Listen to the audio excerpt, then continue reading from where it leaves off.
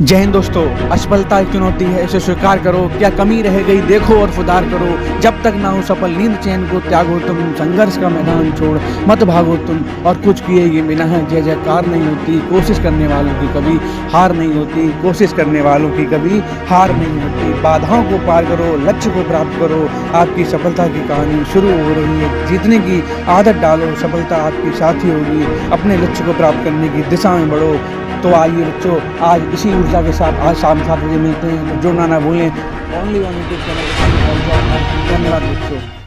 जय हिंद दोस्तों। असफलता एक चुनौती है, इसे स्वीकार करो। क्या कमी रह गई देखो और सुधार करो। जब तक ना हो सफल नींद चैन को त्यागो तुम। संघर्ष का मैदान छोड़ मत भागो तुम। और कुछ किए ये बिना है जय जयकार नहीं होती। कोशिश करने वालों की कभी हार नहीं होती। कोशिश करने वालों की कभी हार नहीं होती। बाधाओं को पार करो, लक्ष्य को प्राप्त करो। आपकी सफलता की कहानी शुरू हो रही है। जीतने की आदत डालो, सफलता आपकी साथी होगी। अपने लक्ष्य को प्राप्त करने की दिशा में बढ़ो। तो आइए बच्चों, आज इसी ऊर्जा के साथ आज शाम 7 बजे मिलते हैं। तो जुड़ना ना भूलें। Only one YouTube channel. धन्यवाद बच्चों। तो चैप्टर 2 यानी कि स्टार्ट करने वाले हैं। चैप्टर 2 का नाम क्या है?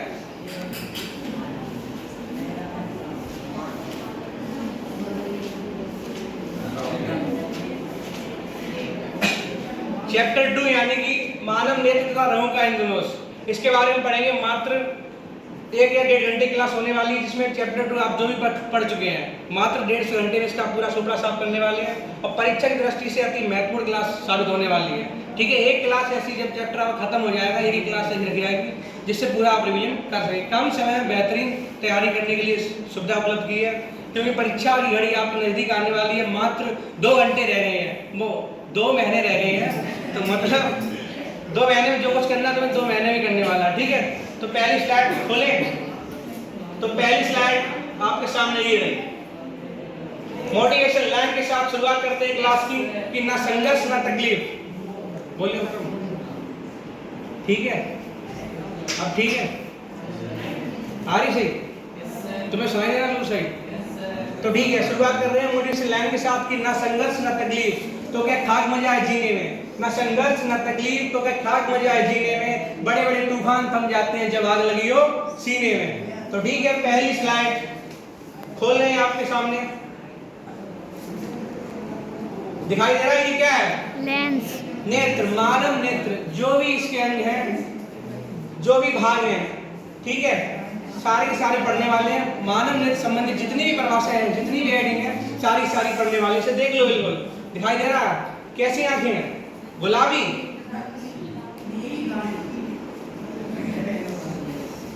दृढ़ पटल। बता पाएगा कोई दृढ़ पटल क्या होता है? दृढ़ पटल बता पाएगा कोई? ये मानव नेत्र का गोला है। कैसे गोले का आकार का है कि नहीं है? ये कैसा है? गोले के आकार का है। तो मतलब दृढ़ पटल क्या होता है? दृढ़ यानी कि मजबूत, पटल यानी कि परत, मजबूत परत। तो हमारी आंख की जो मजबूत परत है वो क्या कहलाती है? दृढ़ पटल। यानी कि मानव नेत्र का गोला जो गोले का आकार है, तो मानव नेत्र का गोला बाहर से, जो बाहरी परत है तो बाहर से, मानव नेत्र का गोला बाहर से दृढ़ एवं दृढ़ है। और कैसा है? श्वेत प्लस अपारदर्शी परत। तो मानव नेत्र का गोला बाहर से दृढ़ एवं श्वेत अपारदर्शी परत से ढका होता है, जिसे क्या कहते हैं? दृढ़ पटल कहते हैं। दृढ़ पटल जो बाहरी परत है जो हमारी आंख की रक्षा करता है। जैसे हमारी बॉडी की रक्षा कौन करती है? स्किन करती है, इसी प्रकार आंख की रक्षा कौन करता है? दृढ़ पटल। दृढ़ पटल अपारदर्शी परत होती है जिसे आर पार कुछ ना चीज जा सके। ठीक है, तो मानव नेत्र का गोला बाहर से दृढ़ एवं श्वेत अपारदर्शी परत से ढका होता है, जिसे क्या कहते हैं? दृढ़ पटल कहते हैं। ठीक है, तो दृढ़ पटल हमने बाहरी परत के बारे में जान लिया। अब जानेंगे मानव नेत्र की आगे के हिस्से के बारे में। पीछे के हिस्से बाद में पढ़ेंगे, आगे के हिस्सा पहले पढ़ने वाले। ठीक है, ये कौन सा है? आगे का हिस्सा। ये कौन सा है? पीछे का हिस्सा। तो ठीक है, अगली हेडिंग दृढ़ पटल पढ़ लिया। अब बात करते हैं कॉर्निया। कॉर्निया क्या होती है? कॉर्निया किधर है? दिखाई दे रही है? ये रही कॉर्निया, मतलब ये वाला हिस्सा। अब ये वाला हिस्सा कैसा होता है? दिखाई दे रहा? उभरा हुआ हिस्सा है। पहली बात ओढ़ा हुआ होगा, और कैसा होगा, पारदर्शी भी होगा। अब कॉर्निया क्या होती है, मानव नेत्र का गोला बाहर से उभरा हुआ एवं पारदर्शी होता है, जिसे क्या कहते हैं, कॉर्निया कहते हैं। मानव नेत्र का गोला बाहर से पारदर्शी एवं उभरा हुआ होता है, जिसे क्या कहते हैं, जिसे कॉर्निया कहते हैं। अब कॉर्निया के नीचे आएगा आइरिस, ठीक है, कॉर्निया खत्म हो गई। अब पढ़ते हैं आइरिस के बारे में।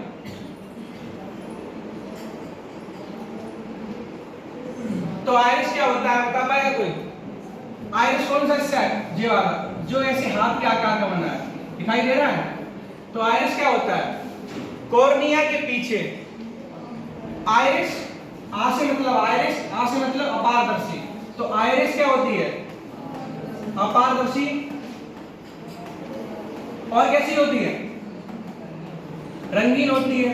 तो कॉर्निया के पीछे एक रंगीन अपारदर्शी झिल्ली होती है, जिसे क्या कहते हैं, आइरिस कहते हैं। तो कॉर्निया के पीछे रंगीन अपारदर्शी झिल्ली होती है, ये याद रखना पड़ेगा। दृढ़ पटल कैसी है, अपारदर्शी परत है, कैसी है, अपारदर्शी। और कॉर्निया कैसी है, पारदर्शी। और आइरिस कैसी है, अपारदर्शी। आ से आइरिस, आ से अपारदर्शी, भूलने वाली कोई दिक्कत नहीं, ठीक है। तो कॉर्निया के पीछे एक रंगीन अपारदर्शी झिल्ली होती है, जिसे क्या कहते हैं, आइरिस कहते हैं। तीन चीजें पढ़ चुके हैं अभी। दृढ़ पटल क्या होता है, मानव नेत्र का गोला बाहर से दृढ़ एवं श्वेत अपारदर्शी परत से ढका होता है, जिसे क्या कहते हैं, दृढ़ पटल कहते हैं। अब बात करते हैं कॉर्निया की। कॉर्निया क्या होता है, कॉर्निया देखो चित्र में सारी आइडेंटिटी छुपी है, ये कैसा उभरा हुआ भाग है, तो इसे क्या बोलते हैं, मानव नेत्र का गोला बाहर से उभरा हुआ एवं पारदर्शी होता है, जिसे क्या कहते हैं, कॉर्निया कहते हैं। अब बात करते हैं आइरिस की। तो कॉर्निया के नीचे बिल्कुल जस्ट आइरिस है, तो कॉर्निया के नीचे या पीछे एक रंगीन अपारदर्शी झिल्ली होती है, जिसे क्या कहते हैं, आइरिस कहते हैं। अब बात करते हैं, आइरिस हो गया। अब बात करते हैं पुतली। पुतली का दूसरा नाम बता पाएगा कोई है, पुतली का दूसरा नाम, पुतली अथवा नेत्र तारा। क्या होता है, पुतली अथवा नेत्र तारा। देखो ये क्या है, ये खाली स्थान है, ये क्या कहलाता है, पुतली अथवा नेत्र तारा कहलाता है। तो बता पाओ ये क्या परिभाषा बन सकती है, चित्र में सब कुछ छुपा हुआ है, बताओ। देखो आइरिस के बीचों बीच में, आइरिस है ये आइरिस, तो आइरिस के बीचों बीच में एक खाली स्थान होता है या मध्य बिंदु होता है, जिसे क्या कहते हैं, पुतली या नेत्र तारा कहते हैं। तो आइरिस के मध्य में एक खाली स्थान या मध्य बिंदु होता है, जिसे क्या कहते हैं, पुतली अथवा नेत्र तारा कहते हैं। ठीक है, आ गया समझ में। प्रकाश इससे होकर अंदर प्रवेश करता है, ठीक है। तो पुतली हो गई, खत्म हो गया, आगे बढ़े। अब बात करते हैं नेत्र लेंस की। नेत्र लेंस दिखाई दे रहा है, ये रहा नेत्र लेंस। इसका आकार कैसा है, बताओ, उत्तल या अवतल लेंस? उत्तल लेंस की आकृति है इसकी। अब ये लेंस कहां स्थित है, देखो ये क्या है, कॉर्निया, और ये क्या है, आइरिस।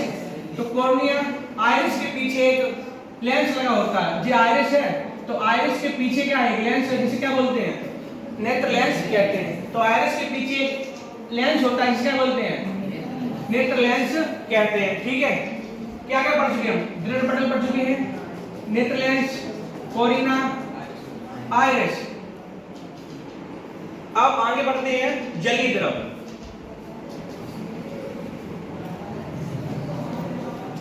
जलीय द्रव क्या होता है, जलीय द्रव है कहां, जेरा, और जो डॉट डॉट लाइन है, ये वाली, ये डॉट डॉट लाइन क्या है, जलीय द्रव भरा हुआ है। अब जलीय द्रव भरा हुआ है, कितने के बीच भरा हुआ है, ये क्या बताया हमने, ये इसका क्या, कॉर्निया, ये क्या है, आइरिस। तो कॉर्निया और आइरिस के बीच में भरा है, तो मतलब कॉर्निया और आइरिस के बीचों बीच में एक द्रव भरा होता है, जिसे क्या बोलते हैं, जलीय द्रव कहते हैं। सारी परिभाषा चित्र से बना रहे हैं हम। चित्र अगर तुम्हारे दिमाग में सेट हो तो सारी परिभाषा तुम लिख लोगे, कोई बड़ी बात नहीं है, ठीक है। तो मतलब कॉर्निया तथा नेत्र आइरिस के बीच में जलीय द्रव, वो एक द्रव भरा होता है, जिसे क्या कहते हैं, जलीय द्रव कहते हैं। तो कहां भरा होता है, कॉर्निया तथा आइरिस के बीच में एक द्रव भरा होता है, जिसे क्या कहते हैं, जलीय द्रव कहते हैं। आगे बढ़े। अब बात करते हैं कांच द्रव या काचाभ द्रव, कुछ भी बोल सकते हैं, ठीक है। कांच द्रव कहाँ है? जेरा ये सारी पॉइंट बिंदु है, इसे क्या बोलते हैं? कांच द्रव कहते हैं। देखो ये क्या है? नेत्र लेंस, इसके पीछे क्या है? कांच द्रव। तो नेत्र लेंस के पीछे एक अन्य द्रव भरा होता है जिसे क्या कहते हैं? कांच द्रव कहते हैं। तो नेत्र लेंस के जस्ट पीछे है, तो नेत्र लेंस के पीछे एक अन्य द्रव भरा होता है जिसे क्या कहते हैं? कांच द्रव कहते हैं। आ जाओ आगे। कोरोइड, कोरोइड कहाँ है? इधर वाला पूरा क्वेश्चन खत्म हो गया। अब बात करते हैं कोरोइड की। कोरोइड क्या होती है? देखो कांच क्या है? कोरोइड। और कांच क्या है? काले रंग की झिल्ली, काले रंग की झिल्ली। कोरोइड क्या होती है? दृढ़ पटल के जस्ट निचली परत है, पीछे वाली परत है। तो दृढ़ पटल के पीछे एक अन्य परत होती है, काले रंग की झिल्ली होती है। दृढ़ पटल के पीछे या नीचे एक काले रंग की झिल्ली होती है जिसे क्या बोलते हैं? कोरोइड कहते हैं। दृढ़ पटल के नीचे है ये वाली परत, सेकंड वाली परत, इसे बोलते हैं कोरोइड। अब ये क्या होती है? काले रंग की झिल्ली होती है। तो दृढ़ पटल के नीचे काले रंग की झिल्ली होती है, इसे क्या बोलते हैं? कोरोइड कहते हैं। अब बात करेंगे रेटिना की। बताओगे रेटिना क्या होती है? देखो हमने क्या बताया? दृढ़ पटल के पीछे एक झिल्ली होती है जिसे बोलते हैं कोरोइड। अब कोरोइड के पीछे भी झिल्ली होती है जिसे क्या बोलते हैं? रेटिना बोलते हैं। ये कैसी होती है? कोरोइड के पीछे एक अन्य पारदर्शी झिल्ली होती है जिसे क्या बोलते हैं? रेटिना कहते हैं। दृढ़ पटल के पीछे की बात करेंगे तो कोरोइड आ जाएगा, कोरोइड के पीछे की बात करेंगे तो क्या आ जाएगा? रेटिना आ जाएगा। ठीक है, हो गया। अब बात करते हैं पीत बिंदु।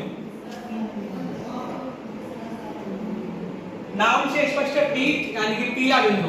तो देखो रेटिना के बीचों बीच में, ये रेटिना है, रेटिना के बीचों बीच में एक पीला बिंदु होता है जिसे क्या कहते हैं? पीत बिंदु कहते हैं। सारी कड़ी एक दूसरे जुड़ती जा रही है। दृढ़ पटल के पीछे कोरोइड है, कोरोइड के पीछे रेटिना है, रेटिना के मध्य यानी बीचों बीच में एक पीला बिंदु, जिसे क्या बोलते हैं? पीत बिंदु कहते हैं। ओके।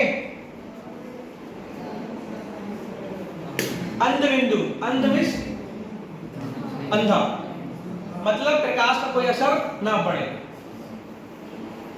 देखो ये क्या है? प्रकाश सिरा है, दिख रहा है?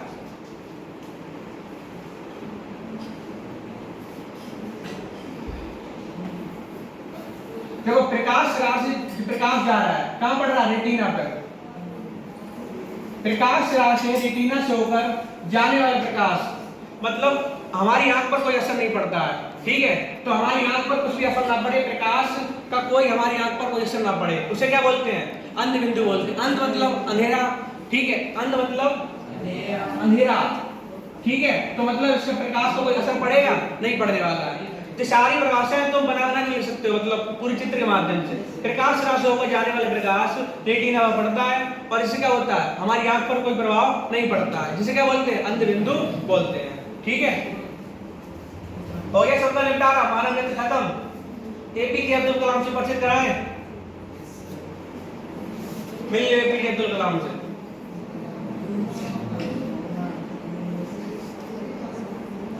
बीच में जो व्यवस्था है क्योंकि बोर ना होने के लिए। ठीक है, तो क्या है?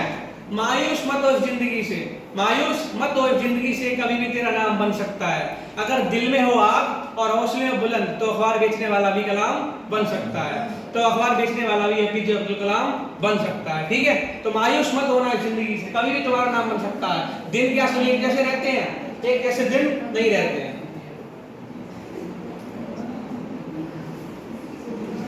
अब बात करते हैं नेत्र लेंस की फोकस दूरी और समंजन क्षमता।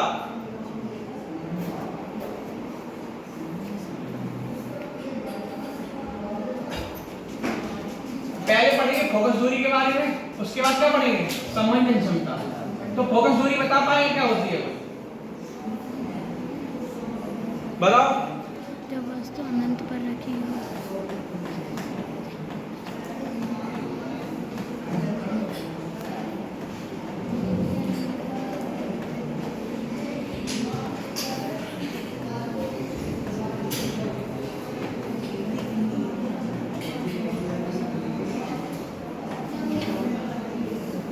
क्या परिभाषा है फोकस दूरी की?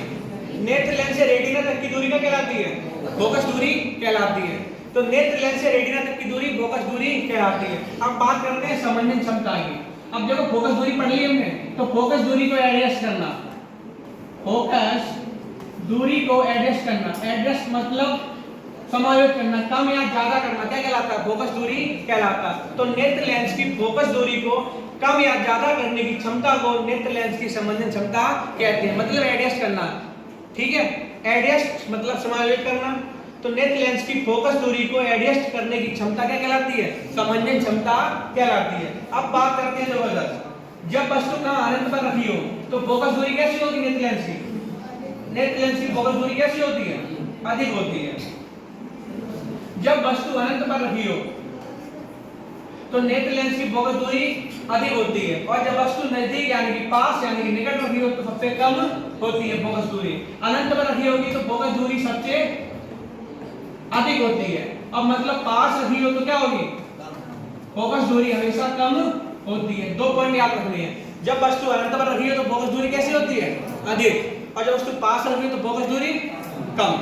ठीक है, आगे बढ़े। निकट बिंदु, बताओ निकट बिंदु क्या होता है?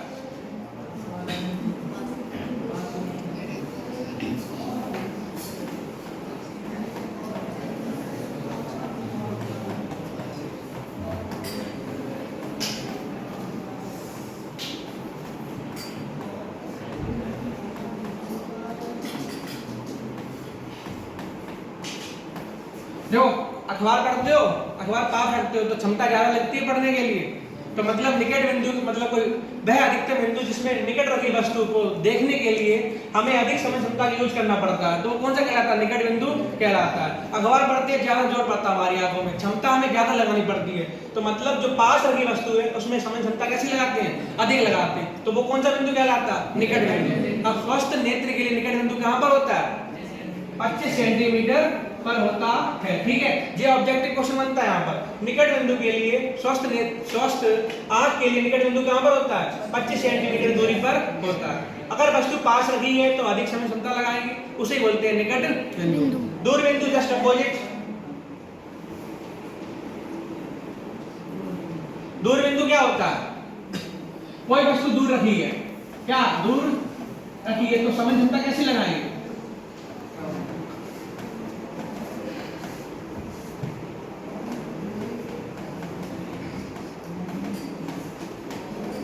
बिना समझ क्षमता के देख सके वस्तु को तो वो क्या कहलाता है? दूर बिंदु कहलाता है। जैसे सामने कोई चीज लिखी है तो हम दूर से बिल्कुल स्पष्ट पढ़ लेंगे, आराम से, कोई आंखों पर ज्यादा जोर नहीं पड़ेगा, तो वो क्या कहलाता है? समझ क्षमता। बिना समझ क्षमता के हम वस्तु को आराम से स्पष्ट देख सकते हैं, वो क्या कहलाता है? दूर बिंदु कहलाता है। पास रखी है तो मतलब ज्यादा जोर पड़ रहा है, अक्षर पढ़ेंगे किताब से हमें देखना पड़ेगा बार बार, मतलब ज्यादा जोर पड़ेगा आंखों पे, तो वो कौन सा निकट बिंदु होता है? 25 सेंटीमीटर दूर वो रखी होती है। अब इसका दूर बिंदु कहां है? मतलब अनंत पर होता है। स्वस्थ नेत्र के लिए अनंत बिंदु कहां पर होता है?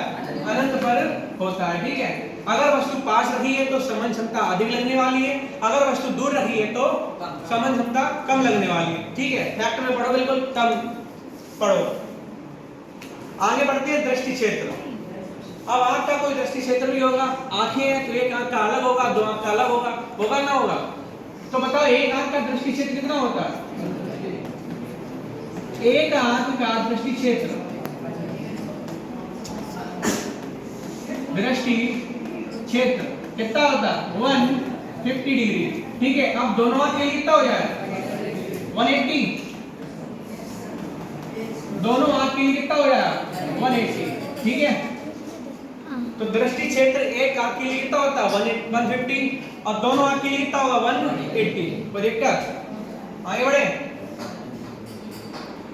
दृष्टि दोष तथा उनके निवारण पढ़ने वाले हैं। तो दृष्टि दोष कितने प्रकार के होते हैं?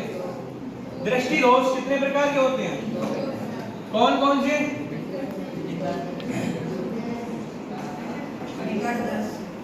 पहला निकट दृष्टि दोष, दूसरा दूर दृष्टि दोष। तो पहले पढ़ते हैं निकट दृष्टि दोष। ठीक है, अब बोर तो ना हो रहे, व्यवस्था है ऑलरेडी, स्पेशल भी कुछ है तुम्हारे लिए। अब कैडर ऑफ स्पेशल है, वहां थोड़ा टॉपिक चल रहा है तो वहां पे कुछ होएगा। ठीक है, निकट दृष्टि दोष बता पाओगे? निकट दृष्टि दोष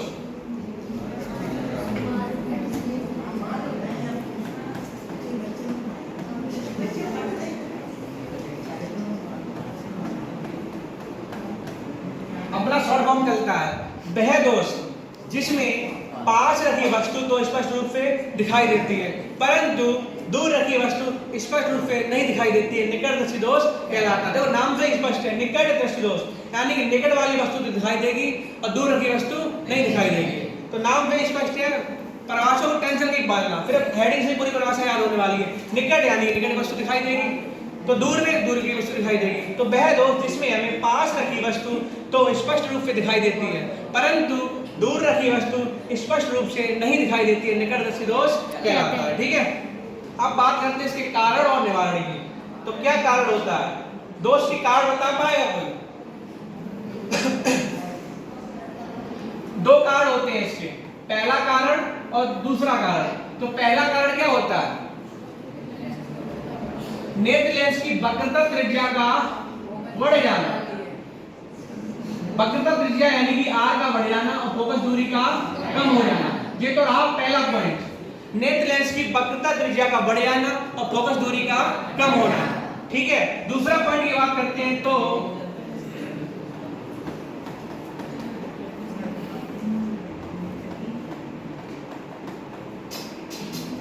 नेत्र लेंस तथा रेटिना के बीच की दूरी का बढ़ जाना। ठीक है, तो पहला पॉइंट कारण क्या है इसका? वक्रता त्रिज्या का बढ़ जाना, फोकस दूरी का कम हो जाना। तो हमने संबंध में पढ़ा होगा R बराबर 2/f बराबर R/2 पढ़ा था पहले चैप्टर में, पढ़ा था। ये है क्या? वक्रता से फोकस दूरी में संबंध था। इधर भी मतलब क्या है? इसका जस्ट अपोजिट हो जाएगा। यहाँ पर वक्रता त्रिज्या बढ़ रही है तो फोकस दूरी कम हो जाएगी। ठीक है, तो नेत्र लेंस की फोकस दूरी का कम होना और वक्रता त्रिज्या का बढ़ जाना। दूसरा पॉइंट क्या कहता है? नेत्र लेंस तथा रेटिना के बीच की दूरी का बढ़ जाना। ठीक है, दो पॉइंट है, दूर दृष्टि दोष बिल्कुल जस्ट अपोजिट हो जाएगा। अब इसका निवारण क्या है? मतलब से इस दोष को दूर कैसे करें बताओ?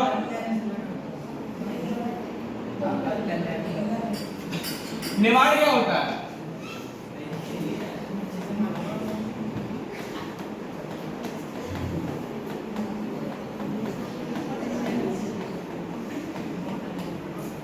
देखो, निकट दृष्टि दोष का निवारण क्या होता है?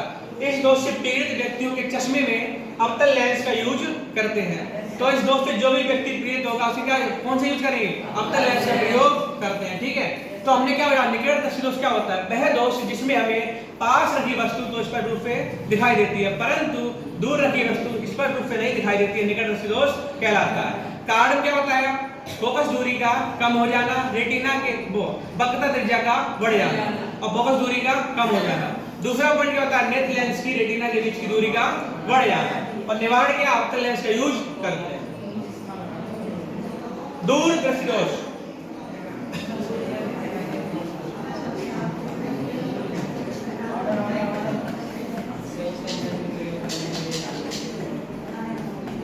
अब इसमें क्या होगी? परिभाषा बता पाओगे? बना पाओगे?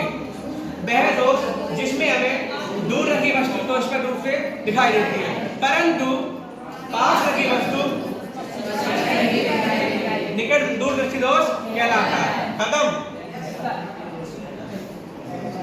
दोष के कारण जस्ट अपोजिट, निकट का जस्ट अपोजिट। इसमें क्या होगा? दो कारण होते हैं, वक्रता त्रिज्या का कम हो जाना और फोकस दूरी का बढ़ जाना।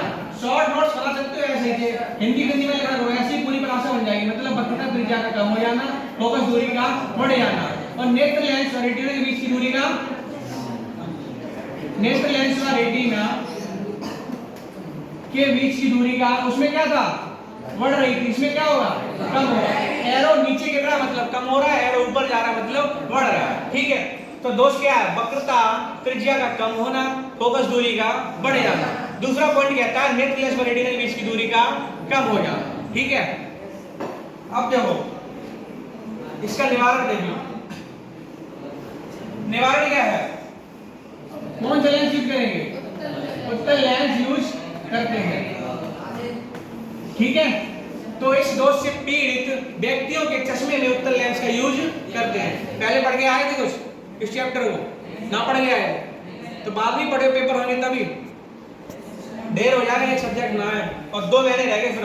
अभी एफएसटी तुम्हें छुई ना होगी, छुई है ना छुई, तो फिर कैसे पढ़ोगे 2 महीने? तुम्हारे लिए शोर मत कर, तुम्हारे लिए मोटिव से लाइन की शोर मत कर, अभी गमों की रात है। शोर मत कर, अभी गमों की रात है, धज्जियां उड़ा देंगे बस कुछ दिनों की बात है। शोर मत कर, अभी गमों की रात है, धज्जियां उड़ा देंगे बस कुछ दिनों की बात है। ठीक है, तुम्हारे लिए सिलेबस कंप्लीट कर लोगे तो तुम धज्जियां उड़ा ही दोगे। ठीक है, तो बढ़िया है। फीलिंग कैसा है? अच्छा, जरा दृष्टि दोष बताओ क्या होता है जरा दृष्टि दोष?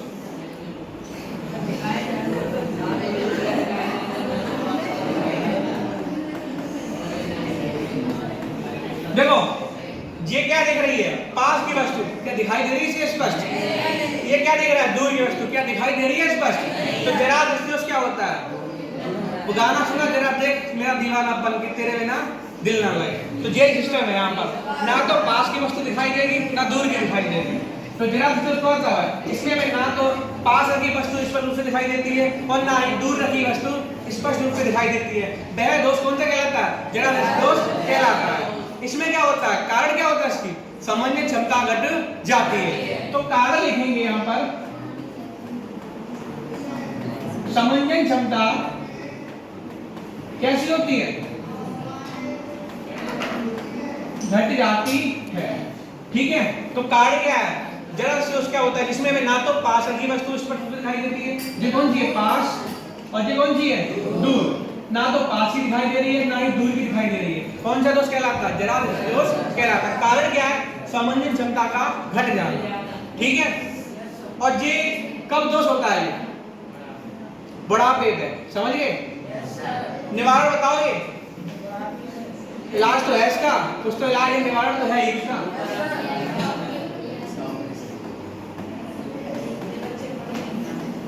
द्विभोक्षी लेंस यानी कि अवतल बात ना हो।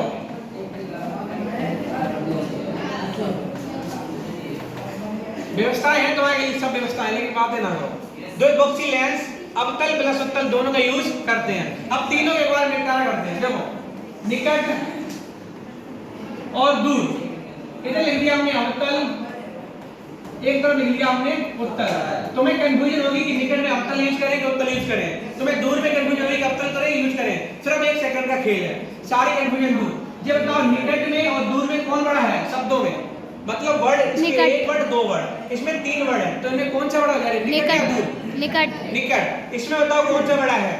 अवतल। तो निकट का संबंध कर दो अवतल से और दूर छोटा वाला का संबंध छोटे से। खत्म हो गया, सिस्टम खत्म। बड़ा वाला बड़ा वाले के साथ, छोटा वाला छोटे वाले के साथ। कंफ्यूजन बिल्कुल ना होने वाली है। ठीक है, और जरा दृष्टि दोष देखो, जरा में क्या होगा? इन दोनों को ढाके ना डाल दो, अवतल प्लस उत्तल। ठीक है, बड़ा वाला बड़ा वाले के साथ, छोटा वाला छोटे वाले के साथ। अब ठीक है, समस्या क्या है बता? निकट, आवाज ठीक है, कम हुई कुछ? तो निकट बड़ा वाला बड़ा वाले के साथ, छोटा वाला छोटे वाले के साथ। जो लोग घी ना खाते लगता है। निकट यानी कि बड़ा वाला बड़ा वाले के साथ, छोटा वाला छोटे वाले के साथ। जरा में क्या है? दोनों डाल दो उठा के। ठीक है, निकट और वो अवतल और उत्तल। आ जाओ, फेवरेट टॉपिक प्रिज्म। कुछ दिख रहा है? दिख रहा होगा, ना दिख रहा किसी आंख खोल। ये क्या है? एक समतल पृष्ठ है। क्या है? ये कौन सा साइड है? अगर ऐसे खड़े हो तो लेफ्ट साइड, जो कौन सा साइड है? राइट। मतलब समतल पृष्ठ कितने हैं? 2 है। तो ये 2-3 चीजें याद रखनी पड़ेगी। 2 समतल पृष्ठ है,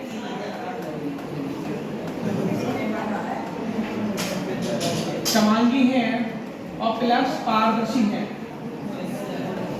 देखो 3 शब्दों से परिभाषा बनने वाली है, समझ रहे हो? 3 शब्दों से परिभाषा बनने वाली है। मस्ती क्या कर रहे हो? बाद में करिए मस्ती के, तुम्हें सुविधाएं सब उपलब्ध है, क्या परेशान हो रहे हो? प्रिज्म बताओ, देखो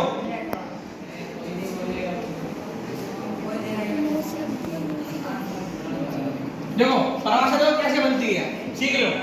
ये क्या है? कोण है, कोण है मतलब ये दोनों समतल पृष्ठ झुके हुए हैं, एक ये वाला हो गया और एक ये वाला हो गया, इधर भी है लेकिन हाइट है, 3D आकृति एक तरफ दिख रहा है एक तरफ नहीं दिख रहा, तो समझ गए किसी कोण पर झुका हुआ है, झुका हुआ है। तो परिभाषा कैसे बन रही है? किसी कोण पर झुके, किसी कोण पर झुके दो समतल पृष्ठों से घिरे हुए, दोनों समतल पृष्ठों से घिरा हुआ है, रेक्टेंगल त्रिभुज देखा है, ट्रायंगल। तो किसी कोण पर झुके दो समतल पृष्ठों से घिरे हुए समांगी पारदर्शी माध्यम को प्रिज्म कहते हैं। किसी कोण पर झुके दो समतल पृष्ठों से घिरे हुए समांगी पारदर्शी माध्यम को प्रिज्म कहते हैं। याद हुई? कोई सुना पाएगा? एक तो सुना दिया करो कोई, हैं? बताओ सुना। कुछ भेद थोड़ी ना, 3 चीज याद करनी है, समतल पृष्ठ है, समांगी है, पारदर्शी है, बस सुना दो। कौन सुनाएगा? है किसी में पावर? है? सुनाओ सुनाओ, प्रयास तो करो, अभी कर करो तो घर पे याद करनी पड़ेगी, अभी ना पेपर क्या याद करो, याद तो करनी पड़ेगी। सुना, नाम क्या था? भूल गए हैं? बस बातें याद नहीं है, फिर बताओ आगे बढ़े ना है? एक बार और बता दें, 5 बार पूछ लो 10 बार पूछ ले, सुना ही पड़ेगी। देखो किसी कोण पर झुके, ये क्या हो गया? किसी कोण पर झुके दो समतल पृष्ठों से घिरे हुए समांगी पारदर्शी माध्यम को प्रिज्म कहते हैं। बताओ, अब तो बता दो क्या? बताओ किन से? अमित सुना दो ऐसा।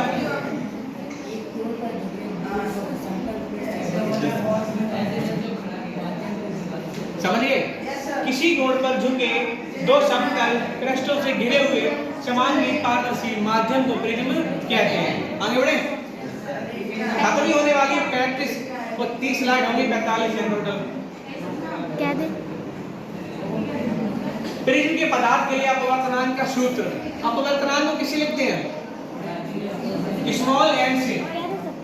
फॉर्मूला क्या होता है? स्मॉल एन बराबर, फॉर्मूला प्रिज्म पदार्थ के अपवर्तनांक के लिए सूत्र sin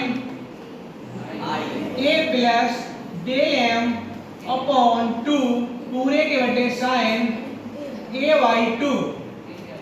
ठीक है, ये होता है प्रिज्म के पदार्थ के अपवर्तनांक के लिए सूत्र। स्मॉल n बराबर sin a plus del m upon 2 पूरे के बटे sin a/2। अब बात करते हैं जी, ये शब्द यहाँ पर आया है और डेल m आया है और क्या आया? और स्मॉल n आ रहा है।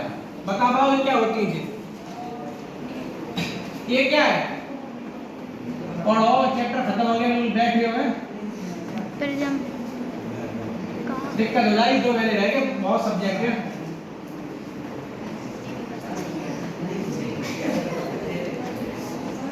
ठीक है, भाग रहे सब निकल जाएगा ठीक से बीच में।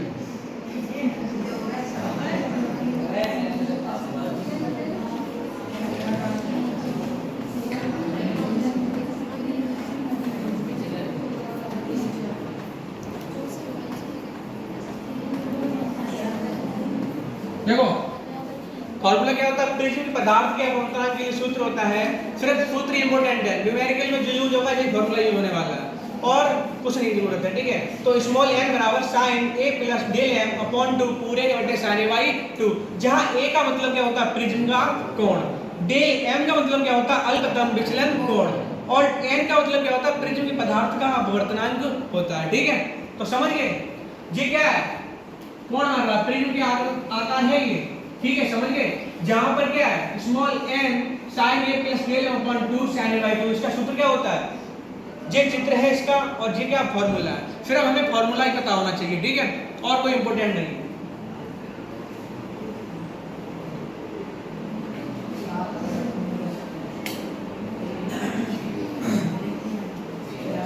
करते हैं प्रिज्म द्वारा श्वेत प्रकाश का बड़ विक्षेपण।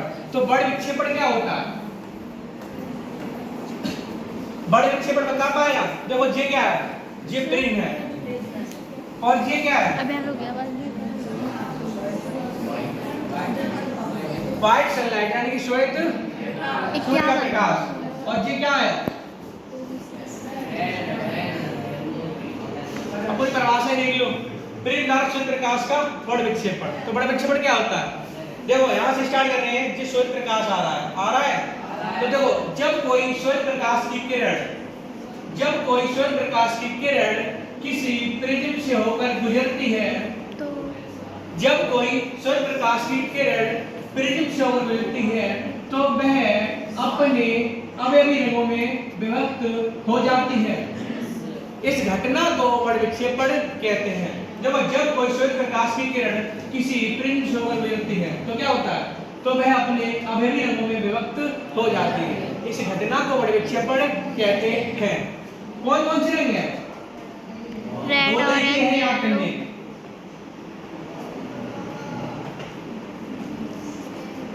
एक तो ये तरीका इंग्लिश वाला या दूसरा तरीका कौन सा है? हिंदी वाला। हिंदी वाला। बैजानी, हपी, नाला। बैजानी, हपी, नाला।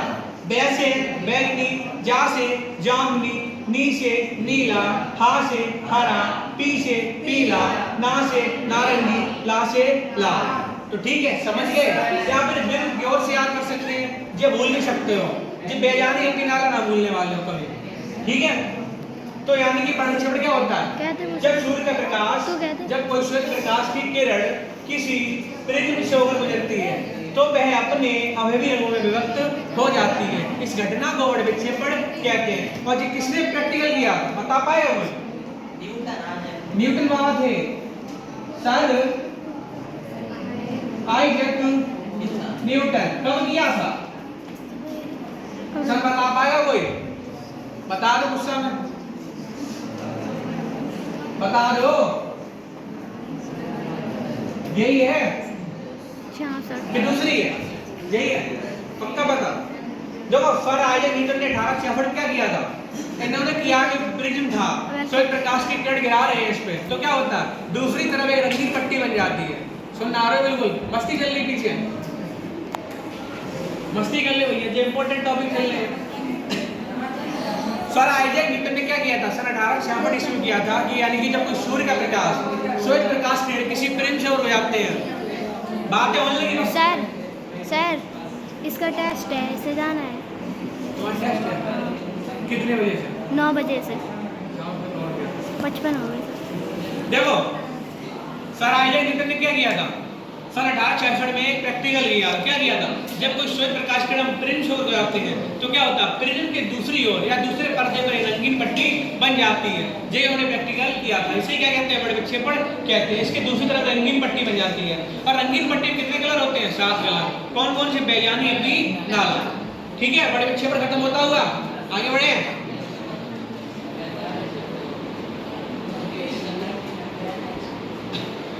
अब तरंग दैर्घ्य की बात करते हैं। तरंग दैर्घ्य किसकी अधिक होती है, किसकी कम होती है? बड़ी कंफ्यूजन होती है ना होती है?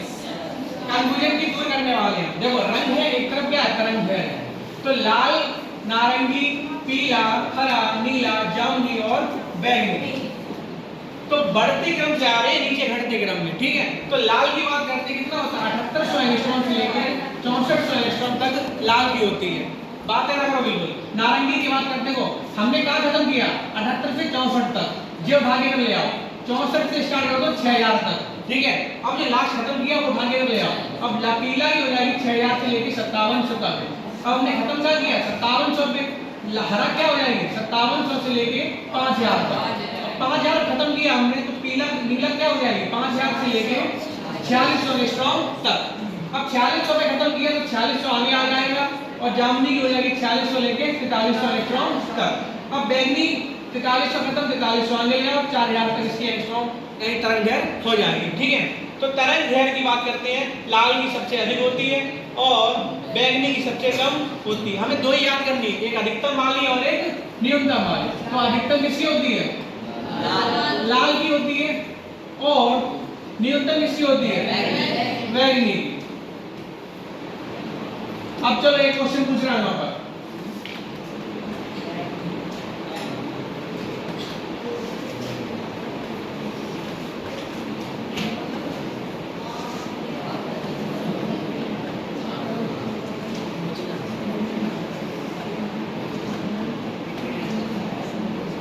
बैगनी को बी से लिख दें और लाल को किसी आर से लिख दें, तो B R B R B R. अब बता पाओगे तरंग दैर्घ्य किसकी अधिक किसकी कम, आवृत्ति किसकी अधिक किसकी कम, विचलन किसकी अधिक किसका कम, प्रकीर्णन किसका कम किसका अधिक, बता पाओगे? तो चारों का जवाब दे पाओगे? तरंग दैर्घ्य बताओ किसकी कम होती है किसकी अधिक होती है? बैगनी की तरंग दैर्घ्य अधिक, वो कम। बैगनी की तरंग दैर्घ्य क्या होती है? कम होती है। लाल की कैसी होती है? अधिक। आवृत्ति विचलन प्रकीर्णन बता दो, इसमें किसका होता है अधिक, इसका किसका कम? बैगनी का। और लाल का विचलन अधिक। देखो सिंपल सा फंडा है, तरंग दैर्घ्य सिर्फ बैगनी की कम होती है, किसकी कम होती है? बैगनी। और सब में बैगनी कैसा होता है? अधिक होता है। तो ठीक है, इसकी अधिक इसकी कम, इसकी अधिक इसकी कम, इसकी अधिक इसकी कम। सिर्फ तरंग दैर्घ्य किसमें कम है? तरंग दैर्घ्य यानी कि रंगों से तंग आ चुका है। तंग आ चुका मतलब बैगनी की तरंग दैर्घ्य कम कर दी हमने, लाल की अधिक है। चलो इससे तंग है और इससे अपने अपना परफॉर्मेंस बढ़ाया, आवृत्ति विचलन प्रकीर्णन सबसे आगे आगे टॉप पे। इस पे कम है मतलब तरंग दैर्घ्य इसकी किसकी कम है? बैगनी की तरंग दैर्घ्य कम है। लाल की कैसी है? अधिक है। सिर्फ बैगनी तरंग दैर्घ्य में ही कम है और बाकी सब में कैसा है? अधिक है। तो आवृत्ति में बैगनी अधिक है, विचलन में बैगनी अधिक है। अब प्रकीर्णन में विचलन, प्रकीर्णन में किसका अधिक है? बैगनी का। लाल सिर्फ एक में अधिक है तरंग दैर्घ्य, बाकी सब में कम है। ठीक है, कोई दिक्कत है तो भूलोगे तो ना, तरंग दैर्घ्य किसकी कम? बैगनी की। बैगनी की। बैगनी की हाँ, लाल की अधिक। ज्यादा। और आवृत्ति विचलन प्रकीर्णन सब में बैगनी अधिक, कम ना अधिक। तो कोई दिक्कत तो नहीं, बढ़े आगे। प्रकाश का स्पेक्ट्रम बताओ, बता पाओगे? बताओ बता दो ना, हम ही बता दे दो। पढ़ाया ही ना, पढ़ाया है झूठ ही ना बोलो, तुम्हारे नाम वाले बाबा चला है।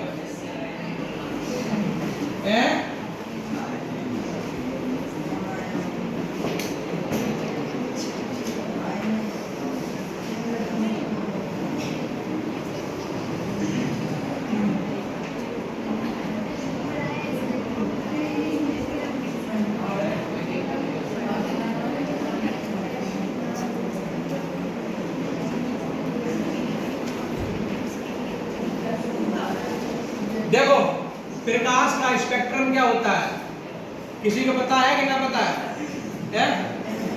पता है? बताओ फिर। बोलती बंद हो यार सबकी, मतलब साफ हो जाता है बोले, थोड़ी बात तो बताओ। बिल्कुल ना पता, चित्र से भी का धंधा लगा पा रहे हो, चित्र बना दिया हमने। बताओ आगे लगाओ, क्या परिभाषा बनती चित्र से? बताओ बताओ ना, पता पढ़ रहा बिल्कुल तुम्हें, मस्ती करने लगा बिल्कुल। फैल जाओ, चिपक के बैठे बिल्कुल, पूरी सीट खाली है। देखो अब देख लो सामने रोड पर, ये क्या है? बारीक रेखा छिद्र है, बारीक रेखा छिद्र ये वाला, ठीक है। कोई बारीक रेखा छिद्र बना दिया हमने स्विच में, और ये प्रकाश की किरण डाल रहे हैं, श्वेत प्रकाश की किरण है। कैसी किरण है? श्वेत प्रकाश की किरण है। देखो जब कोई बारीक रेखा छिद्र से, जब कोई बारीक रेखा छिद्र से श्वेत प्रकाश को हम गुजारते हैं, श्वेत प्रकाश को बारीक रेखा छिद्र से प्रिज्म होकर गुजारते हैं, ये क्या है? प्रिज्म है। प्रिज्म होकर गुजारते हैं तो क्या होता है? तो प्रिज्म की दूसरी तरफ एक रंगीन पर्दा होता है जिस पर निम्न रंग बन जाते हैं। देखो जब कोई बारीक रेखा छिद्र है, इससे होकर प्रकाश गुजरता है और प्रिज्म से होकर जाता है, तो पर्दे की दूसरी तरफ रंगीन पट्टी बन जाती है, रंगीन पट्टी बन जाती है। इसे क्या बोलते हैं? स्पेक्ट्रम, प्रकाश का स्पेक्ट्रम कहते हैं। जब कोई बारीक रेखा छिद्र से श्वेत प्रकाश की किरण प्रिज्म से होकर गुजरती है तो उसकी दूसरी तरफ एक पर्दा लगा होता है जिस पर रंगीन पट्टी बन जाती है। इसे क्या बोलते हैं? प्रकाश का स्पेक्ट्रम कहते हैं। कोई दिक्कत समझ में आ गया? प्रकाश स्पेक्ट्रम क्या होता है? कोई बारीक छिद्र है, दीवार का कोई छिद्र है, उससे प्रकाश गुजार रहे हैं, प्रिज्म शोकर हो जा रहे हैं, तो प्रिज्म हो जा रहा है, पर्दे की दूसरी तरफ क्या है? रंगीन पट्टी बन जाती है। रंगीन पट्टी बनेगी तो इन दोनों में 7 रंग होते हैं, वही 7 रंग यहाँ पर बनने वाले हैं, ठीक है। तो 7 रंग कौन से होते हैं? विव योर, ये बनेंगे रंगीन पट्टी में, इसे बोलते हैं प्रकाश का स्पेक्ट्रम कहते हैं। कोई दिक्कत? बढ़े आगे। प्रकाश का प्रकीर्णन, बताओ प्रकाश का प्रकीर्णन क्या होता है?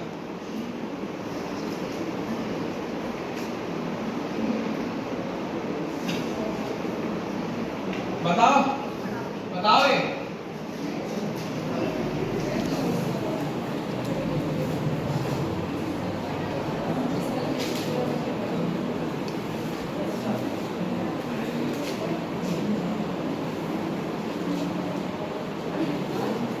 इससे चित्र से समझा लेंगे, अपना वाला चित्र बना। देखो प्रकाश का प्रकीर्णन, सूर्य का वास्तविक रंग क्या तरंग है, अधिक कौन से प्रकाश का प्रकीर्णन कम या ज्यादा होता है, तरंग दैर्घ्य के डिपेंड करता है, ठीक है। तो प्रकाश का प्रकीर्णन क्या होता है? देखो ये सूर्य का प्रकाश है, ये भी सूर्य का प्रकाश है, तो ये क्या है? सूर्य का प्रकाश। देखो ये सूर्य का प्रकाश है, ये प्रकाश की किरणें आ रही हैं, और ये क्या? पृथ्वी है, और ये क्या? वायुमंडल है। इसे लिख लो पृथ्वी, और ये क्या है? वायुमंडल है। और ये छोटे छोटे ये कण हैं, ये क्या है? धूल व धुएं के कण हैं, वायु के कण हैं, ठीक है। अब देखो परिभाषा क्या बनेगी? प्रिज्म व प्रकाश का प्रकीर्णन, जब सूर्य का प्रकाश किसी ऐसे माध्यम से होकर गुजरता है, जब सूर्य का प्रकाश किसी ऐसे माध्यम से होकर गुजरता है जिसमें अनेक आकार के अतिसूक्ष्म कण जैसे धूल व धुएं के कण और वायु कण विद्यमान हो, तो वायुमंडल में कौन कौन से कण विद्यमान है? धूल व धुएं कण और वायु के कण विद्यमान है। तो क्या होता है? प्रकाश इन कणों से आता है और टकराकर सभी दिशाओं में फैल जाता है, ठीक है। तो प्रकाश क्या हो रहा है? देखो जी प्रकाश का किरण आ रहा है, इनसे धूल व धुएं कणों से टकराकर सभी दिशाओं में फैल रहा है। तो मतलब क्या होता है? प्रकाश का प्रकीर्णन क्या होता है? जब सूर्य का प्रकाश किसी या वायुमंडल से होकर गुजरता है जिसमें अनेक आकार के अतिसूक्ष्म कण जैसे धूल व धुएं के कण, वायु के कण विद्यमान हो, तो प्रकाश इन कणों के द्वारा सभी दिशाओं में फैल जाता है। इस घटना को प्रकाश का प्रकीर्णन कहते हैं, ठीक है, समझ गए। तो सूर्य का प्रकाश आएगा और धूल व धुएं के कण है, वायुमंडल में धूल व धुएं कण से आएगा और टकराएगा और सभी दिशाओं में फैल जाएगा। इस घटना को क्या कहते हैं? प्रकाश का प्रकीर्णन कहते हैं। प्रकीर्णन मतलब बिखरना। तो प्रकाश का जो प्रकाश होगा वायुमंडल में धूल व धुएं कणों से टकराएगा, टकराने के बाद क्या होगा? फैल जाएगा। इसे क्या बोलते हैं? प्रकाश का प्रकीर्णन कहते हैं। आया समझ में? तो क्या बताया है? बताओ क्या बताया? देख लो एक बार। जब सूर्य का प्रकाश किसी ऐसे माध्यम से होकर गुजरता है जिसमें अनेक आकार के अतिसूक्ष्म कण जैसे धूल व धुएं के कण वायु के कण विद्यमान हो, तो प्रकाश इन कणों के द्वारा इन कणों से टकराता है, टकराने के पश्चात सभी दिशाओं में फैल जाता है। इस घटना को प्रकाश का प्रकीर्णन कहते हैं, ठीक है। सीधा सिंपल बनता है, सूर्य का प्रकाश आएगा वायुमंडल में जो धूल व धुएं कण है उन पर टकराएगा, टकराने के पश्चात सभी दिशाओं में फैल जाएगा, इसे बोलते हैं प्रकाश का प्रकीर्णन कहते हैं। कोई दिक्कत? अब इससे संबंधित जो भी घटना होती है हमारे फिजिकल वर्ल्ड में, जो भी घटना होती है उसे पढ़ेंगे, ठीक है। तो पहली घटना से पढ़ने पहले मोटिवेशन लाइन देखो, सबसे बढ़िया लाइन है, फेवरेट लाइन। मंजिल ने हौसलों से कहा कि तेरे बस की बात नहीं। मंजिल ने हौसलों से कहा कि तेरे बस की बात नहीं। हौसलों ने मंजिल की आंखों में आंखें डालकर बोला, चल झुट्टी, तेरी इतनी औकात नहीं। तो मंजिल ने किससे कहा? हौसलों से कहा। मंजिल ने हौसलों से कहा कि तेरे बस की बात नहीं। हौसलों ने मंजिल की आंखों में आंखें डालकर बोला, चल झुट्टी, तेरी इतनी औकात नहीं। तो ठीक है, प्रकाश का प्रकीर्णन पर आधारित प्रमुख घटना है। आकाश का रंग नीला दिखाई देता है, क्यों? कोई बता पाएगा? वो तो सिंपल सा एक लाइन है, रीजन बताओ। ये तो बता दिया किसका प्रकीर्णन कारण होता है, कोई डेफिनेशन छोटा करें से। ये दिख रहा है आकाश, कैसा रंग है? आकाश का रंग कैसा है? नीला है, तो जो नीला दिखाई देता है तो क्यों दिखाई देता है? बताओ, आकाश का रंग नीला दिखाई देता है क्यों? बता पाएगा कोई? है?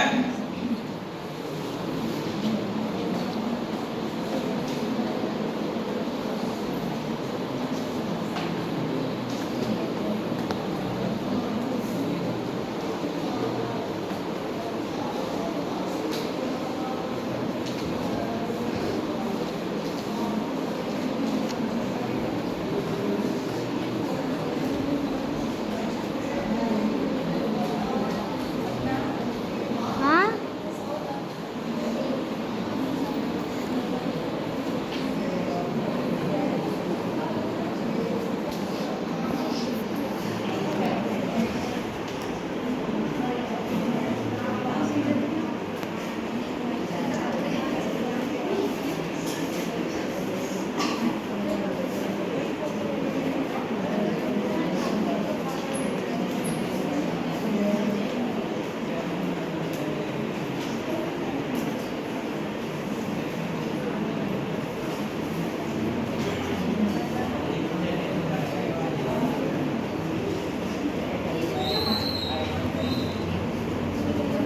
देखो, परिभाषा लिखी होगी कि मानव करीब 8 से 10 लाइनें होगी, होगी ना होगी? तो सिर्फ 8 सेकंड ही लगने वाले हैं पूरी परिभाषा समझने के लिए। कितने सेकंड? 8 या 10 सेकंड लगने वाले। देखो, प्रकाश का प्रकीर्णन हमने तो बताया था, प्रकाश का प्रकीर्णन पूरी लिखनी है परिभाषा इसमें। जब आकाश का नीला दिखाई देता है, उससे पहले प्रकाश का प्रकीर्णन वाले को दर्शाना पड़ेगा, उसके बाद यहाँ पर कार्यक्रम इसका स्टार्ट होने वाला है। तो प्रकाश का प्रकीर्णन क्या बताया हमने? जब सूर्य का प्रकाश किसी ऐसे माध्यम से गुजरता है, जो सूर्य का प्रकाश है किसी ऐसे माध्यम से गुजरता है जिसमें अनेक आकार के प्रतिसूर्य कण जैसे धूल व ध्रुव विद्यमान हो, तो प्रकाश इन कणों से टकराता है, टकराने के पश्चात सभी दिशाओं में फैल जाता है। इन कणों के द्वारा प्रकाश का प्रकीर्णन होता है, इन कणों के द्वारा प्रकाश का प्रकीर्णन होता है। देखो, चूंकि बैगनी व नीले रंग के प्रकाश का प्रकीर्णन, चूंकि बैगनी व नीले रंग के प्रकाश का प्रकीर्णन लाल रंग की अपेक्षा 16 गुना अधिक होता है। देखो, बैगनी और नीला मिला दें हम तो लाल से कैसा हो जाएगा? 16 गुना अधिक हो जाएगा। वैसे बैगनी का तरंग कितनी होती है? कम होती है, तो प्रकीर्णन बैगनी का अधिक होता है। और लाल का ब्लू नीला भी मिला दें तो 16 गुना अधिक हो जाएगा। कितना? 16 गुना अधिक उछाल मार जाएगा। तो बैगनी व नीले रंग के प्रकाश का प्रकीर्णन लाल रंग के प्रकाश की अपेक्षा 16 गुना अधिक होता है। जिससे क्या होगा? अब अधिक किसका है? पावरफुल कौन है? बैगनी और नीला। तो वायुमंडल में कब्जा कौन करेगा? लाल वाला है बैगनी नीला? वो दो है, दो की ताकत एक साथ है। लाल कमजोर पड़ेगा, अकेला पड़ेगा, तो कब्जा वायुमंडल कौन करेगा? बैगनी व नीला। तो जिससे क्या होगा? बैगनी व नीले रंग की प्रकाश वायुमंडल में चारों तरफ फैल जाता है। अतः मनुष्य को केवल बैगनी व नीला रंग ही दिखाई देता है। जिससे क्या होता है? आकाश को नीले रंग दिखाई देता है। जिससे मनुष्य को केवल आकाश का रंग दिखाई देता है, नीला दिखाई देता है। तो हमने क्या बताया? प्रकाश का प्रकीर्णन तो बिल्कुल सेम लिखनी है। क्या लिखनी है? एक बार और देख लो। जब सूर्य का प्रकाश किसी ऐसे माध्यम से गुजरता है जिसमें अनेक आकार के अतिसूक्ष्म कण जैसे धूल व धुएं के कण विद्यमान हो, तो प्रकाश इन कणों के द्वारा सभी दिशाओं में फैल जाता है। इन कणों के द्वारा प्रकाश का प्रकीर्णन होता है। चूंकि बैगनी व नीले रंग के प्रकाश का प्रकीर्णन लाल रंग की अपेक्षा 16 गुना अधिक होता है। लाल रंग की अपेक्षा कितना होता है? 16 गुना अधिक होता है। जिससे बैगनी व नीले रंग के प्रकाश वायुमंडल में चारों तरफ फैल जाता है। अब चारों तरफ फैल गया है तो क्या होगा? मनुष्य को केवल बैगनी व नीला रंग दिखाई देता है। अतः यही कारण है कि आकाश का रंग हमें नीला दिखाई देता है। बताओ, कोई दिक्कत याद हुई? पूछते हैं, सुनाएगा तो है ही ना, तो पूछा ही बेकार है। कोई दिक्कत ना? क्या फंडा है उसका? प्रकाश का प्रकीर्णन हो रहा है, उसके बाद बैगनी व नीले रंग के प्रकाश लाल के अपेक्षा 16 गुना अधिक हो रहा है। अब जिसका अधिक प्रकाश है वो वायुमंडल में कब्जा कर लेगा, कब्जा कर लेगा तो वो हमें आंखों पर सिर्फ वही रंग दिखाई देगा। अब वही दिखाई देगा तो आकाश में नीला दिखाई देने वाला है। ठीक है, कोई दिक्कत? हटाएं आगे बढ़े। अब बात करते हैं सूर्योदय एवं सूर्यास्त के समय सूर्य लाल दिखाई पड़ता है। क्यों दिख रहा है? ये क्या हो रहा है? सूर्योदय ये हो रहा है सूर्योदय। ये हो रहा है, गड़बड़ करा दिया। ये हो रहा सूर्यास्त, ये हो रहा उदय। देखना रहे कहीं पेड़ पौधे खिल रहे हैं, फूल। जी क्या होगा, सूर्योदय में सूर्यास्त में सूर्य लाल दिखाई पड़ता है क्यों? जब उदय होगा तब भी लाल दिखाई देता है और जब अस्त होगा तब भी लाल दिखाई देता है। रीजन क्या है, मतलब क्यों लाल दिखाई देता है?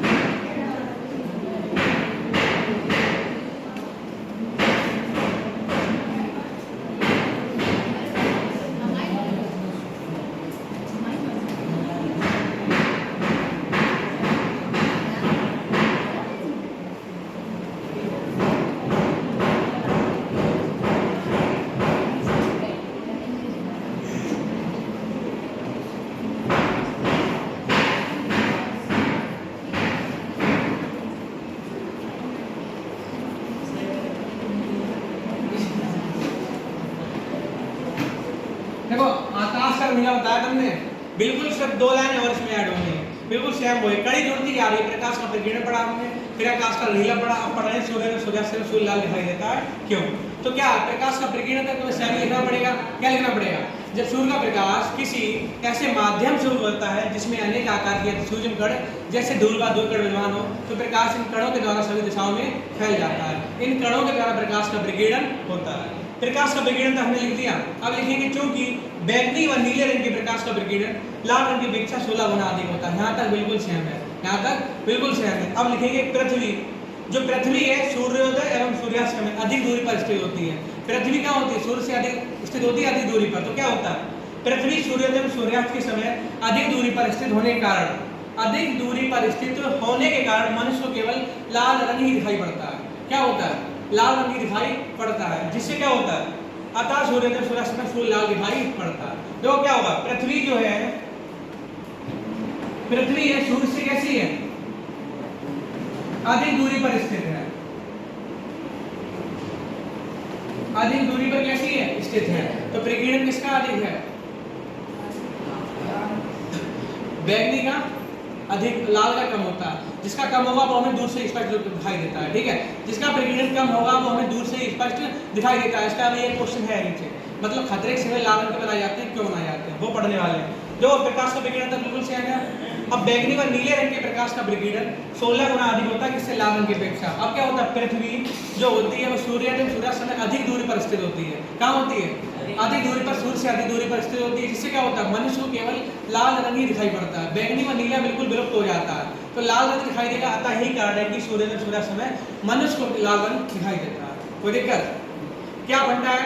पृथ्वी सूर्य से अधिक दूरी पर स्थित है, जिससे क्या होता है?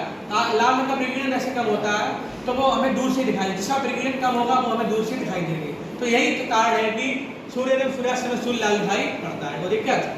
आगे बढ़े। खतरे के सिग्नल लाल रंग के बनाए जाते हैं क्यों? दिख रहा है? खतरे के सिग्नल लाल रंग के बनाए जाते हैं क्यों? डेंजर लिखा होता है, लाल रंग का होता है। एम्बुलेंस व्यक्ति होती है, लाल रंग की होती है। पुलिस वाली व्यक्ति होती है, नीली लाल होती है, तो लाल रंग की होती है। वो क्यों बनाई जाती है? गेंद लाल रंग की होती है, क्यों होती है? स्टॉप, गेंद स्टॉप सफेद रंग का होता है, वो लाल रंग का होता है, क्यों होता है? बता पाओगे?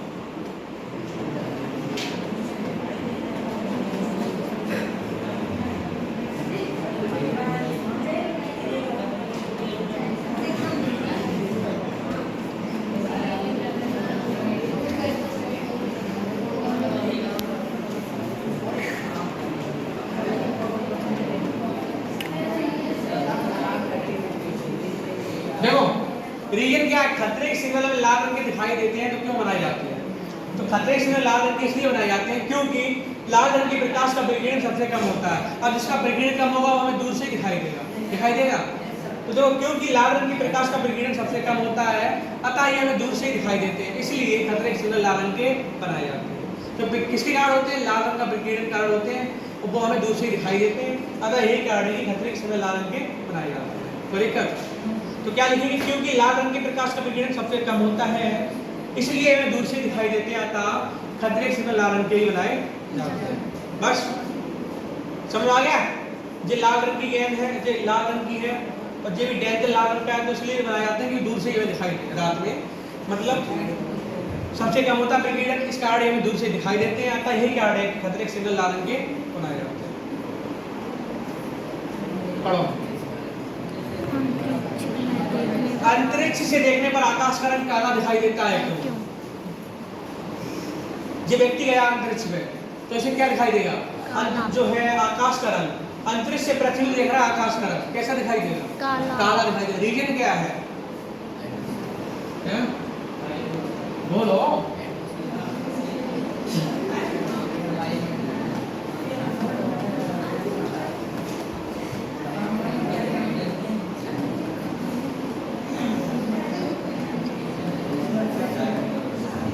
देखो, अंतरिक्ष से देखने पर आकाश का रंग काला दिखाई देता है, क्यों? क्यों दिखाई देता है? क्योंकि जो वहां पर है अंतरिक्ष पर वायुमंडल उपस्थित नहीं होता है, ठीक है। तो अंतरिक्ष में जो वायुमंडल उपस्थित ना होगा, धूल व धूल के कण वहां नहीं होंगे, तो प्रकाश किससे टकराएगा? प्रकाश किससे टकराएगा? किसी मीटर पर टकरा पाएगा। जब अंतरिक्ष पे वायुमंडल ही उपस्थित नहीं है, वायुमंडल के अंदर ही होंगे धूल व धुएं के कण, तो जब वायुमंडल उपस्थित नहीं है तो धूल व धुएं कण नहीं है यहाँ पर, तो किससे टकराएगा प्रकाश? जब धूल व धुएं कण नहीं है तो किसी नहीं टकराएगा, तो क्या बिल्कुल अंधेरा दिखाई देगा। अंधेरा दिखाई देगा मतलब वहां पर वायुमंडल उपस्थित नहीं है। तो रीजन यही है क्योंकि वहां पर वायुमंडल उपस्थित नहीं होता, अतः यही कारण है कि आकाश का रंग हमें काला दिखाई देता है। वायुमंडल जहां होगा वहां धूल व धुएं के कण होने वाले हैं। अब धूल व धुएं के कण है तो प्रकाश आएगा, उनसे टकराएगा, टकराने के पश्चात सारी दिशाओं में फैल जाएगा। तो सभी दिशाओं में फैल जाएगा तो 7 रंग होते हैं, 7 रंग में कोई ना कोई रंग हमें दिखाई देगा, ठीक है। तो सूर्य का प्रकाश, जो सूर्य प्रकाश की किरण उससे गुजारे कितने रंगों में विभक्त होता है? 7 रंगों में। तो कोई ना कोई रंग दिखाई देगा। कब दिखाई देगा? जब वहां पर वायुमंडल होगा। अब वायुमंडल नहीं है तो क्या होगा? कुछ नहीं होगा, काला दिखाई देगा। तो यहाँ पर यही घटना घटित हो रही है, मतलब वायुमंडल उपस्थित नहीं होता है। अब वायुमंडल उपस्थित नहीं है तो आकाश का रंग कैसा दिखाई देगा? काला दिखाई। समझ गए? मिल लो। तारे क्यों टिमटिमाते हैं? तारे क्यों टिमटिमाते हैं? ये तो पता है तारे टिमटिमाते हैं, पता है। अब क्यों टिमटिमाते हैं ये बताओ।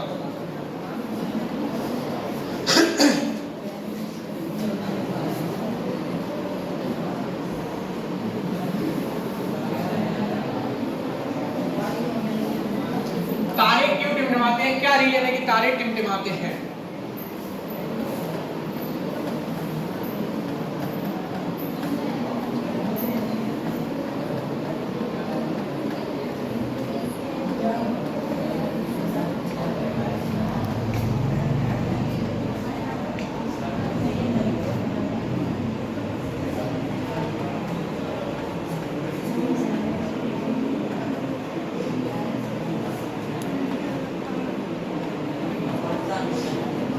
का मतलब अपवर्तनांक है, ठीक है।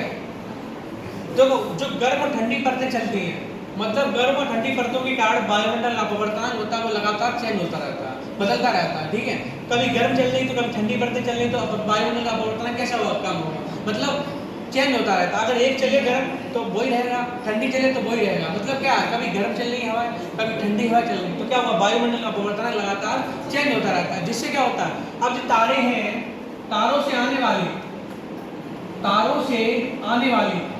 किरण कौन सी होती है? प्रकाश का अपवर्तन बताया था, आने वाली किरण कौन सी होती है?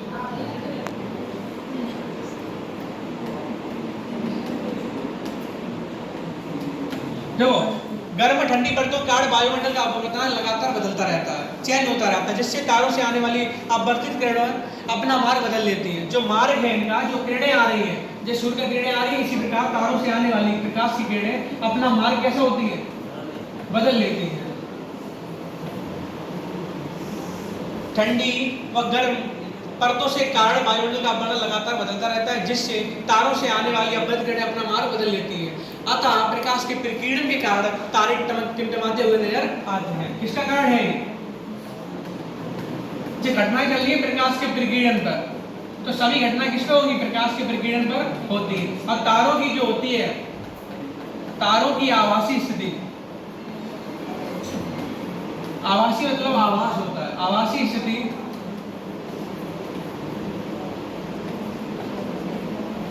बदलती रहती है, ठीक है। मतलब तारों की जो स्थिति है बदलती रहती है, किसके कारण? गर्म व ठंडी परतों के कारण जो वायुमंडल का अपवर्तनांक लगातार चेंज हो रहा है, जिससे क्या होता है तारों से आने वाली अपवर्तित किरणें अपना मार्ग बदल लेती हैं और प्रकाश के विकिरण कार्य हमें टिमटिमाते हुए नजर आते हैं। और जिससे क्या होता है तारों की जो आवासीय स्थिति है, जो कंडीशन है उनकी, वो लगातार कैसी होती है? बदलती रहती है। किस कारण? कभी ठंडी परतें आ रही है, कभी गर्म परतें आ रही है। इस कारण इसकी स्थिति जो क्या होती है? बदलती रहती है, ठीक है। और वे तारे टिमटिमाते हुए नजर आते हैं, यही कारण है। तो क्या बताया हमने? जो गर्म व ठंडी परतें हैं, जिनके कारण क्या होता है? वायुमंडल का अपवर्तनांक लगातार चेंज होता रहता है, ठीक है। चेंज होता रहता है तो तारों से जो किरणें आ रही हैं, तारों से आने वाली जो प्रकाश की अपवर्तित किरणें हैं, वो अपना मार्ग क्या बदल लेती है, बदल लेगी। तो इसी कारण मतलब जो प्रकाश का विकिरण है, अतः प्रकाश के विकिरण का ही तारे में टिमटिमाते हुए नजर आते हैं। अब तारों की जो ठंडी गर्म परतें आ रही हैं, इनके मार्ग क्या होगा? इनकी स्थिति जो होगी, कंडीशन चेंज होती रहेगी, ठीक है। अब इसका एग्जाम्पल, जब फ्रिज में बर्फ जमाते हो, बर्फ जब तक लाइट चलेगी तो बर्फ बन जाएगी, लाइट चलेगी तो बर्फ पिघल जाएगी। मतलब कभी गर्म हवा चल रही है, कभी ठंडी हवा चल रही है। इससे क्या होता है? उसकी जो मतलब स्थिति है चेंज होती रहती है। जब लाइट चल रही है तब तक ठंडी बनी रहेगी, मतलब ठंडक पहुंच रही है उसके पास।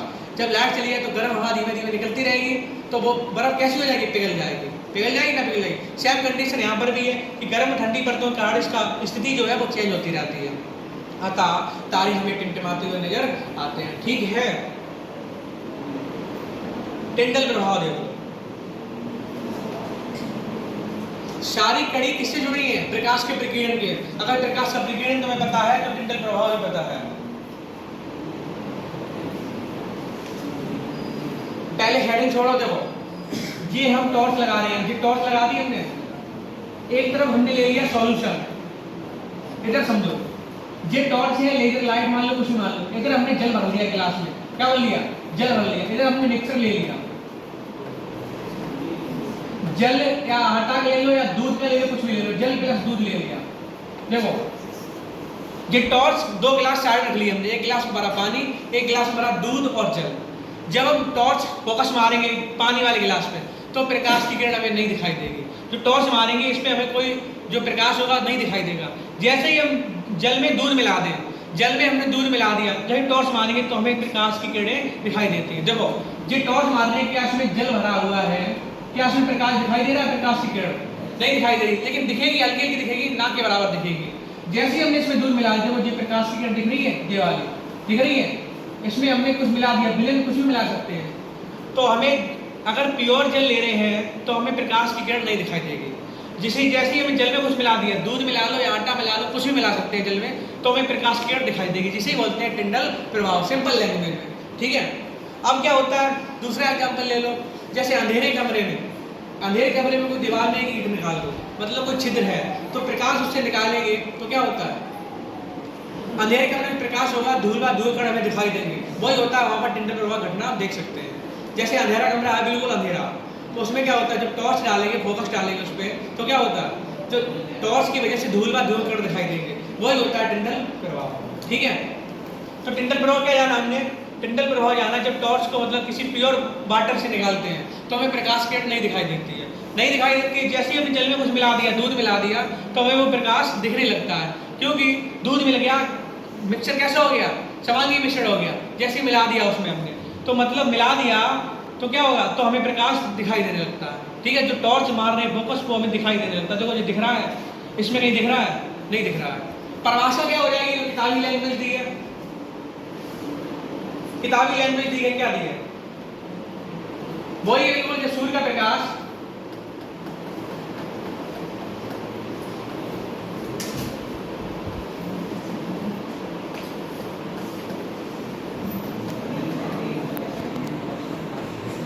टाइम कितना हो गया? 25 सर, 9:25। 5 मिनट का प्रोग्राम हो रहा है बस।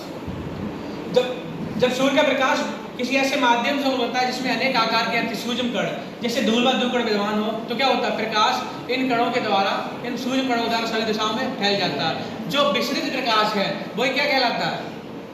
टिंडल प्रभाव कहलाता है। विसरित प्रकाश मतलब प्रकाश कैसा होता है? विसरित हो जाता है। कोलाडी कणों द्वारा इस परिघटना को क्या कहते हैं? टिंडल प्रभाव कहते हैं। जैसे हमने बताया अभी, कोई रूम मान लिया, अंधेरा है, जैसे टॉर्च मान लेंगे रूम में, तो क्या होगा?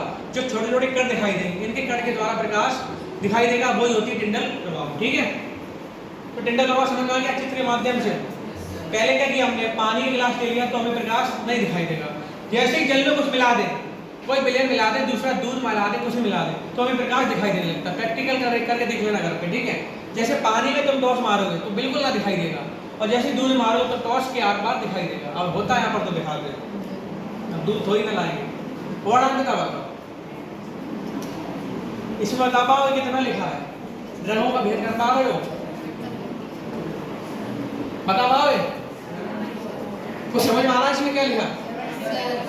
70 बस, बहुत बढ़िया। तुम बताओ 70 दो आंसर आगे, आगे दो आंसर ना आगे, ये बताओ आगे, ये समझाना चाह रहे हैं।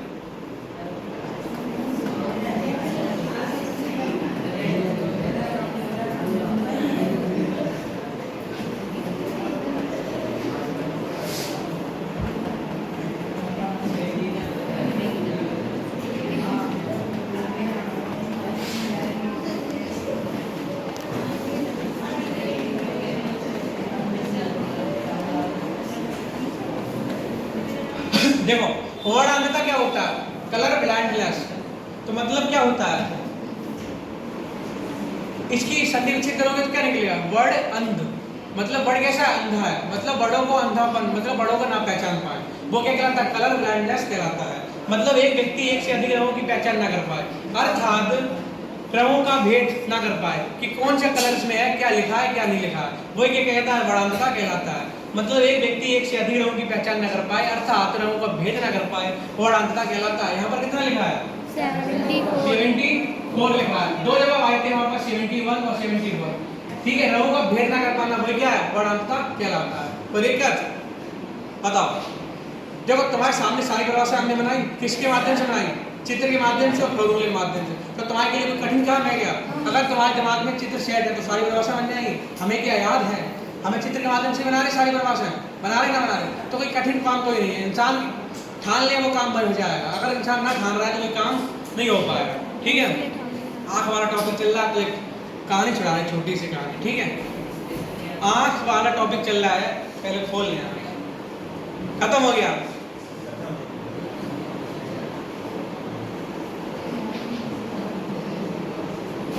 यहाँ से ना निकलेगा, डाले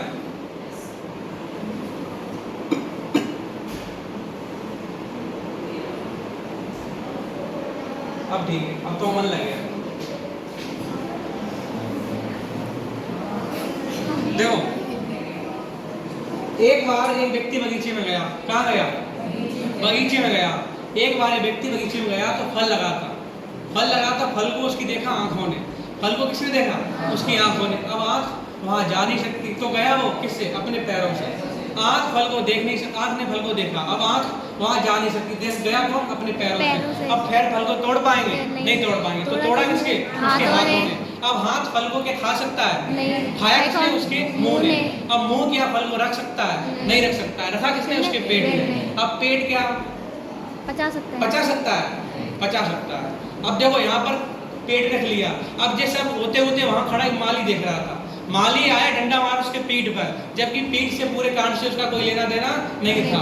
डंडा मारा पीठ से, आंसू निकले आंख से, क्योंकि सबसे पहले उसने आंख से ही आंसू, मतलब फल को किसने देखा था, सबसे पहले आंख नहीं देखा था। तो दिस इज ए सर्कल, मतलब आंख से शुरू हुआ, आंख पे खत्म हो गया। क्योंकि अगर तुम्हारी सोच और नजरिया नकारात्मक, वो पॉजिटिव है, तो तुम्हारे सभी काम पॉजिटिव होने वाले हैं। क्योंकि सोच हमेशा कैसी होनी चाहिए, पॉजिटिव होनी चाहिए।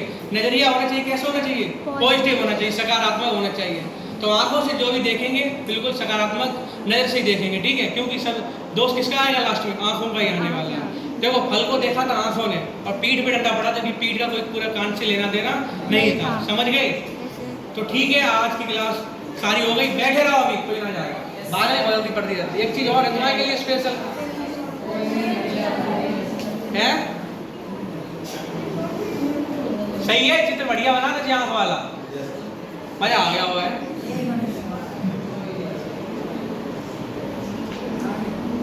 जल्दी निकलो तुम लोग,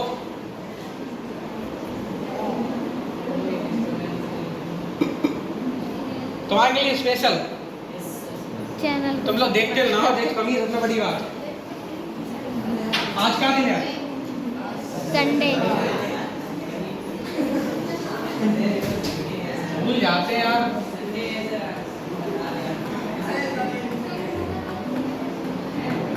तारीख कितनी है मंगलवार को? 12 18 तारीख। 12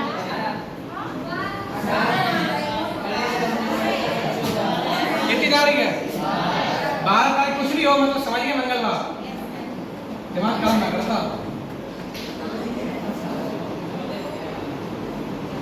शाम 7 बजे लाइव रस की वीडियो आएगी तुम्हारे पास, ठीक है? रस पूरा सुपड़ा साफ मात्र 1 घंटे में। जो अभी पढ़ा है, जो 12 तक का पूरा लेवल लेंगे, ठीक है? पूरा सिलेबस चलेगा, पूरा मिल जाएगा तुम्हें। रस की वीडियो आएगी शाम 7 बजे, 1 घंटे की आएगी। कितने की आएगी? 1 घंटे में पूरा रस खत्म हो जाएगा, ठीक है? 7 बजे चलेगा, ठीक है? उसमें अलंकार खत्म कर चुके हैं। अलंकार मात्र 1 घंटे में 50 मिनट पूरे अलंकार खत्म कर दिए, शॉर्ट फॉर्म में। गाने के तरीके से स्टार्ट किए, मतलब गाना होता है जैसे सजना हुए सजना के लिए, कौन सा अलंकार होगा? यमक अलंकार। छुप गए सारे नजारे हुए, क्या रात हो गई, तूने काजल ना लगाया दिन में रात हो गई, इसमें कौन सा अलंकार होगा? ऐसे ही पढ़ा है, मतलब वो वीडियो है, मतलब ऐसे ही, ठीक है? बढ़िया तरीका है, उसमें पूरा हमने पहले पढ़ाया है। क्या पूरा पढ़ाया, उसके बाद क्या किया? एक पेज बनाया शॉर्ट फॉर्म में, मतलब अलंकार को कैसे पहचानेंगे, ठीक है? तो अलंकार पहचानने तरीका भी है। तुम बताओ तो कुछ सुना दे हाथ के ऊपर, मतलब कुछ बढ़िया कविता तुम्हारे लिए, कविता तुम्हारे लिए सुना दे कुछ, मन करता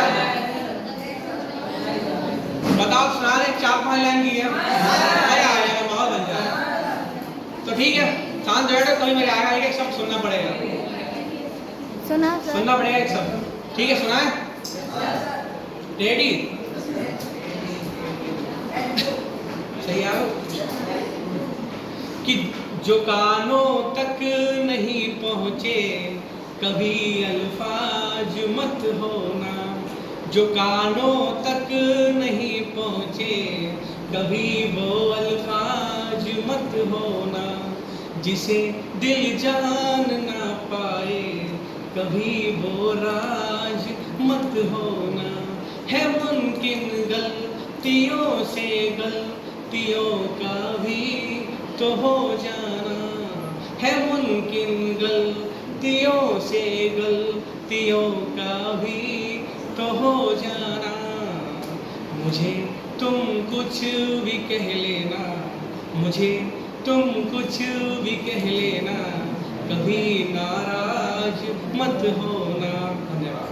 चलो ताली बजाओ। ठीक है, देखो ये वाली वीडियो तुम्हें मिल जाएगी कल मंडे को शाम 7 बजे। जो ना आ पाए वो देख लें। कैसे देखोगे? इसमें बढ़ा लेना 1.5x करके, खाना खाते जाओ वीडियो खोल लेना। बढ़िया तरीका रिव्यू करने का।